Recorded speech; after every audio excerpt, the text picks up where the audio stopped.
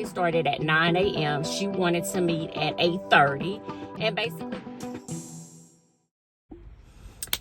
So I know it has been a while since I have actually been on YouTube, but I made a commitment to myself and also to you that in 2025 I would do better. So here I am starting off the year.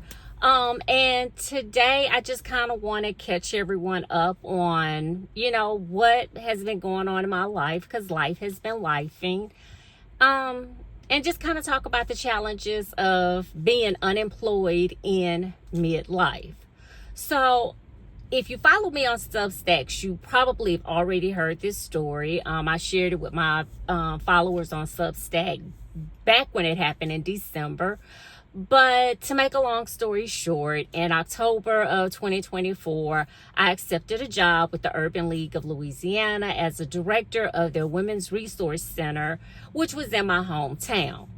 I felt it was a good fit at the time because it paired with my background of actually having been a business coach, helping women to start small businesses, especially women who were in midlife and ready to do something different outside of corporate America.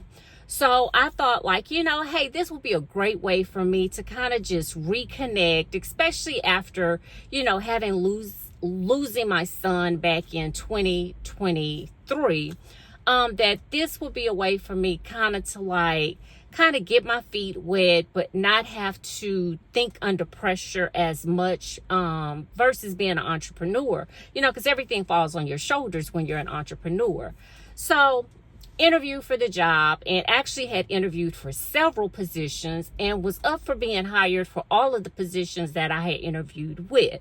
Now, we know in this day and age that ageism is prevalent. And so I have not really worked a full-time job since 2017 when I left my job as an assistant professor because of some harassment that was taking place by a student that the administration was overlooking, sweeping under the rug. No one was doing anything about it. From that experience, I actually had developed PTSD. I had anxiety. I also suffered with depression. I was a hot mess, right? But I kind of had made a commitment to myself back then that I really wanted to just focus on building my own business, being an entrepreneur, and finding a different way to give back. It was also at that time that I left the field of social work as well.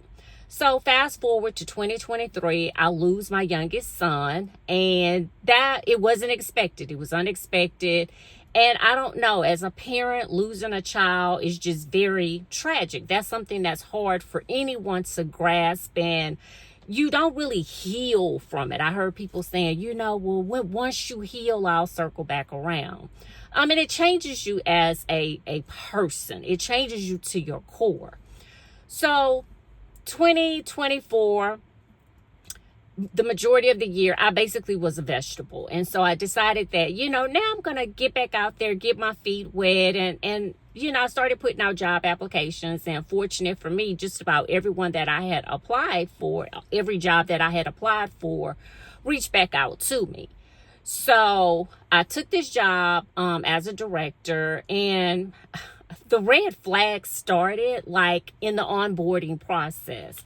It was a hot mess from beginning to end, with there not being any clear direction. HR was a consultant who didn't have a background in HR, really didn't know what she was doing. I was just given stuff, and it was like, here, you have to figure it out. And in my mind, I kept saying, I don't see myself being here long. Things are very unorganized. Also, when I was hired, my immediate supervisor was away from the office for 2 weeks. So basically, it was just kind of I was just there, and I was working from home. So it was no real direction. And so then when my supervisor came back, it was this immediate rush that I needed to hurry up and host an event. And I was saying to myself, ma'am, what kind of event? What do you all do? I haven't even been acclimated with the organization. So came up with an event, And, it was like every idea that I threw out, my supervisor shot down. And so I started to begin to notice that she had a lot of narcissistic tendencies. And so again, for me, I said, I don't see myself being here long. I see myself finding something else as soon as I possibly can. Like, this is not going to be the place for me to plant roots. Long story short, I planned the event, had over 40 people to sign up on Eventbrite. The supervisor got mad at me over hibiscus tea. Like, who gets mad at someone over hibiscus tea? But yeah, she was upset over hibiscus tea because that was part of the menu. And so she wanted the caterer to change it to regular tea because people don't drink hibiscus tea. Basically, I don't think she drank hibiscus tea. And so contacted the caterer and I CC'd her on the email. And for some reason, she got really upset and was like, don't ever forward an email that I send to you because I've had people take my stuff out of context in the past. And I'm just like, dude, okay, cool. And so then I asked about the caterer getting paid, the event space that we were using getting paid, because we were like 3 days out from having the event. And she just lost it. She blew a whole gasket, stopped communicating with me. And this was on a Friday. That Monday, she basically called me and asked like what was going on with me. And I was like, nothing, like I'm fine. And so she was like, no, you're not fine. And so she just started projecting and accusing me of all of these things. And I was just like, wow. And then she started telling me, like, I just don't think you'll be good for this organization. I don't think you can keep up with our pace. And, I don't know about you, but someone saying that you're not a good employee and you've only been there like 6 weeks, you're just like, damn, okay, cool. So basically, after that, a whole week went by because it was the Thanksgiving holidays. We come back from Thanksgiving on that Monday. She's still not communicating with me. That Tuesday afternoon, she sends me an email saying that we need to meet on Wednesday morning before the normal start of my workday. So my workday started at 9 a.m. She wanted to meet at 8:30. And basically, when I got on a Zoom call at 8:30, it was her, HR, and HR had their camera off, okay? And I was fired.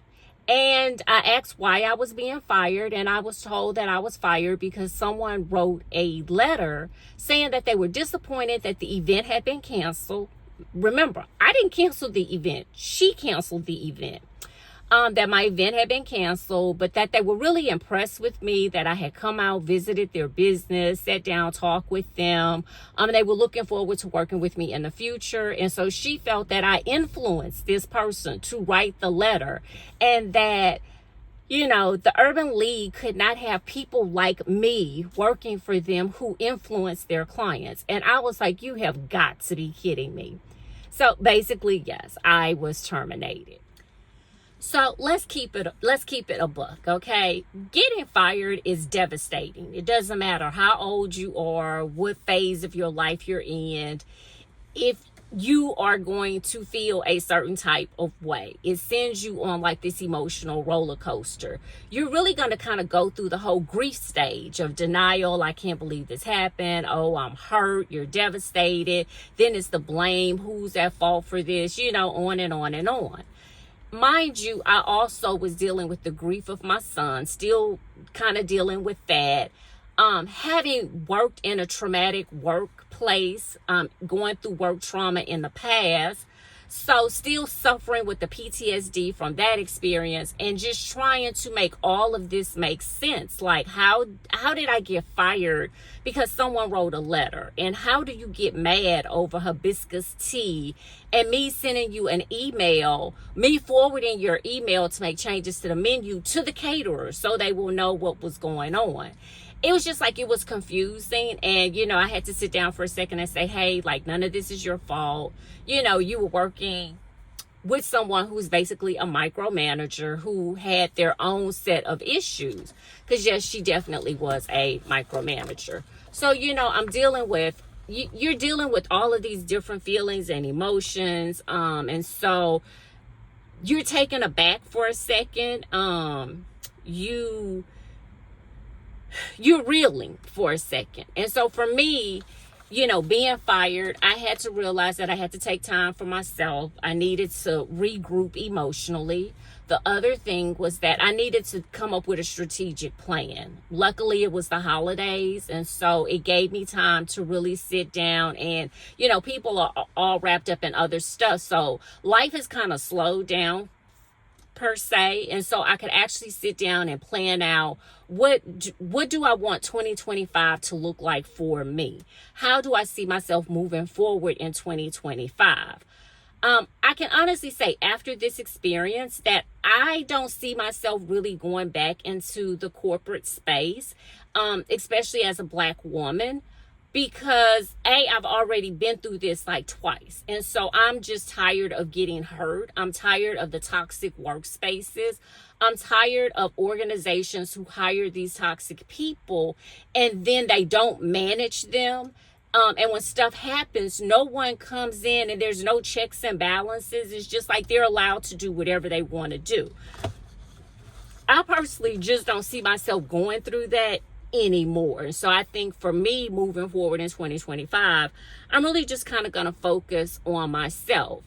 I think being fired, even though it was devastating, it was probably the best thing that happened to me, because it reminded me of who I am. It reminded me of all of the things that I have accomplished.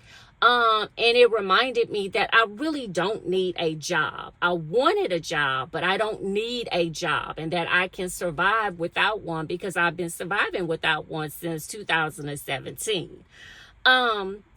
So I did update my resume. I did apply to a couple of jobs, but that was short-lived because, again, once I did the strategic plan and really took a look at like what all I had accomplished, what were loose ends I needed to tie up, I was like, dude, you don't need this. Like, you can do okay on your own. So I want to hear from you. Have you ever been in a toxic work environment? What was that like for you? Also, have you ever had the boss from hell? What was that like? Have you ever been fired in midlife? Comment down below. Let me know what your experience was. Share your thoughts and your feelings. Also, if you were fired, did you go into entrepreneurship or did you get back out there and find another 9 to 5? Again, comment down below. Like I shared, I am going to be on YouTube a lot more frequently. Looking to be here at least once a week. So if there is a topic you'd like to hear me talk about or share more information about, again, comment down below. Let me know your thoughts. With that being said, I will see you next time.